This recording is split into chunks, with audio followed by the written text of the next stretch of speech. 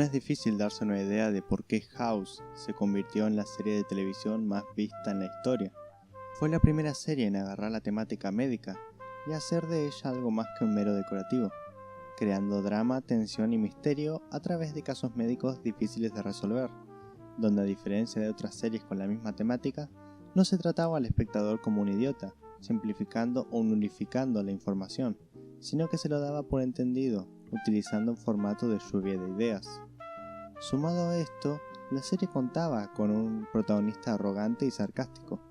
No es que House sea el primer personaje de este estilo, pero sí logró destacar mediante sus constantes interacciones con el resto del reparto y su premisa como personaje. Agreguemos un formato episódico con cierto sentido de continuidad y obtenemos una serie con un atractivo que puede atrapar por varios capítulos a muchos. Pero no pienso que estemos frente a una obra de culto. Para ir de lleno, el reparto de personajes secundarios no me parece nada del otro mundo. Aunque resalten en ciertos roces y sus interacciones con House sean interesantes, no se sienten independientes de este, y se vuelven bastante arquetípicos cuando los analizas por sí solos.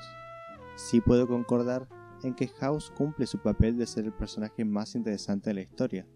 alguien que es conocido y alabado por ser un genio en la medicina, pero que personalmente es un drogadicto, quien recurre a humillar y denigrar a los demás para saciar y esconder su propia infelicidad. Un planteamiento que me gusta y que es bien implementado al inicio de la serie, pero que a la larga se vería estancado, marcando el mayor problema que terminaría teniendo en toda su duración. Cada conflicto que los personajes afrontan termina sin tener una repercusión real en estos, pues su personalidad no se ve alterada por estos acontecimientos, haciendo que cada vez que algún personaje se encuentre con una problemática, este eventualmente regrese al status quo. Tan solo comparemos al House de las primeras temporadas con las últimas, y comprobaremos que no ha habido cambio alguno. House sigue comportándose igual con los demás, sigue teniendo la misma mentalidad y sigue reaccionando de la misma manera ante las mismas situaciones. Incluso personajes secundarios que han mantenido su nivel de relevancia durante toda la serie, como lo son Wilson y Foreman, tampoco se han visto afectados por cosas que naturalmente los habría hecho cambiar, aunque sea un poco. Incluso con estos tres ejemplos, considero que el perfecto para ilustrar esto es Tove, y ningún fan de la serie puede negármelo.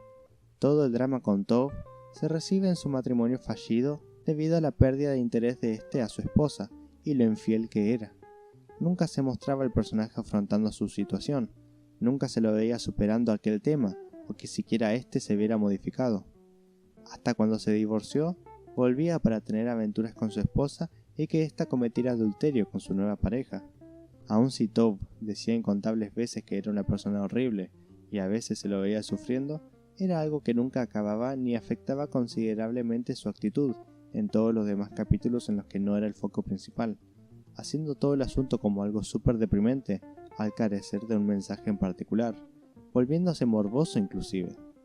Esto termina sacando a la luz otro tema que es tan característico de la serie, y que desgraciadamente Doctor House lo convertiría en algo popular entre la ficción, que es el nihilismo, esa filosofía de que nada importa, nada de lo que hagamos tiene sentido al final del día, las religiones y el espiritualismo son basura, mentir y ser egoísta todo el tiempo es algo justificable, etc. Este tipo de mensajes pesimistas, lejos de aumentar el nivel filosófico de la serie, solo lo hace sentir una obra pretenciosa y edgy,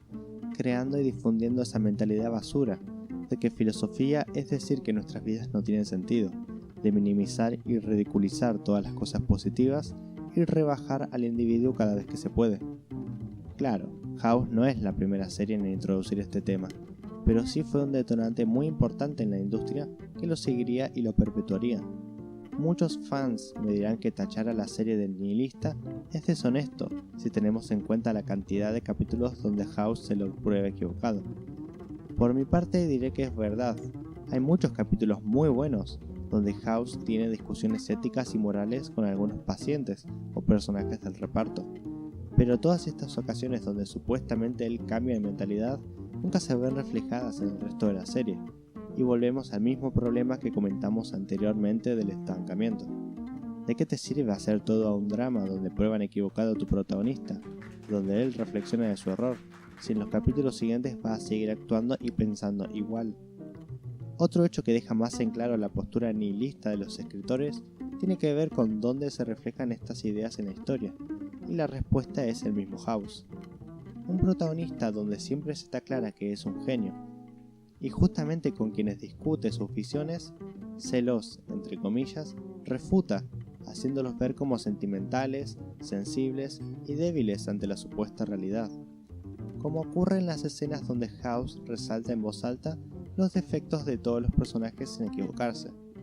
De hecho, esto último es un problema, porque conforme la serie avanzaba, esta intentaba centrarse más en sus personajes, y el hecho de que House diga en voz alta todos los errores de estos y ellos le dieran la razón, terminaba por hacer más reiterativos sus problemas y su estancamiento, al no cambiar nunca su comportamiento a lo largo de toda la serie. Esto empeora mientras más se alarga, e incluso alcanzamos un punto en donde es seriamente cuestionable las razones de por qué todos seguían teniendo la estima a House, puesto que las humillaciones y metidas de pata lograron ser tan grandes que el cariño que los otros personajes le tenían en el fondo se veía más y más forzado. Recordemos que en un capítulo llega a estrellar un auto en la casa de Cody, pudiendo matarla o herirla a ella o a los demás sin ningún inconveniente. La serie intentó renovar el reparto de personajes, pero solo desembocó en una cantidad absurda de secundarios sin personalidad, que nunca destacaban más que por su ocasional participación en la lluvia de diagnósticos, haciendo evidente la idea de buscar reiniciar, entre comillas, la serie para mantenerla a flote durante más años, lo que se traduce a hacer lo mismo pero con otras caras. Se volvía peor cuando agregaron el romance para mantener al fandom teorizando sobre las próximas parejas. Si algo le destaco es que tiene un buen nivel de producción para lo que esencialmente es una serie que transcurre en un hospital, y las actuaciones de los personajes principales no están particularmente mal, sin contar a algún paciente o demás secundarios que no duran más de un capítulo. Si tengo que darle un punto positivo es en el manejo de la temática médica, que como ya dije, tiene seria importancia en la trama de los capítulos, y nunca se trata al espectador como ignorante. Además, tiene el prestigio de manejar un gran nivel de verosimilitud en sus diagnósticos. Sin embargo, está lejos de ser perfecto.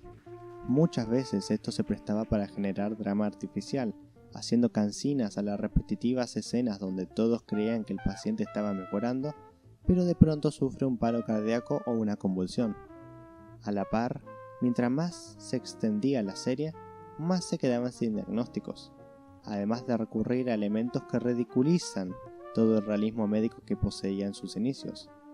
House provocándose una estimulación cerebral profunda para recordar algo en específico, o un artefacto donde podías ver dibujados los sueños de una persona, solo dejan en evidencia lo inverosímil que se volvió hacia el final. Y admitámoslo, ese aspecto de no explicar todo lo que teorizan y postulan solo creó una generación de adolescentes que creían saber de medicina por haber retenido 2 o 3 conceptos, puesto que por momentos se volvía muy distante para el espectador no informado. Ya resumiendo, Doctor House es una serie que, si bien no tiene un mal planteamiento y lo ejecuta decentemente en sus inicios, termina por voltear su foco a un status quo que nunca se verá afectado hasta el final. Los personajes no tienen personalidad y nunca se ven afectados permanentemente por lo que viven, haciendo del tema algo reiterativo y aburrido. Pienso que hay capítulos muy buenos que muestran el potencial que se tenía, pero que se arruinó con el mencionado estancamiento y los mensajes nihilistas. Si me preguntan, considero que la serie pudo haber tomado 2 caminos distintos para mejorar su calidad. El primero es en reducirse a ser un material episódico, sin pretensiones de algo más que los casos médicos y sus dramas, algunos roces morales y el humor sarcástico y gruñón de House. Otra opción hubiera sido el de acortar considerablemente la duración de la serie y centrarse de primera mano en los personajes y sus conflictos, con al menos algunos capítulos episódicos de presentación para posteriormente entrar de lleno en algo más lineal. Pero como la serie se volvió un cash grab aburrido, que encima imparte una filosofía pesimista, debo darle un 4 de 10.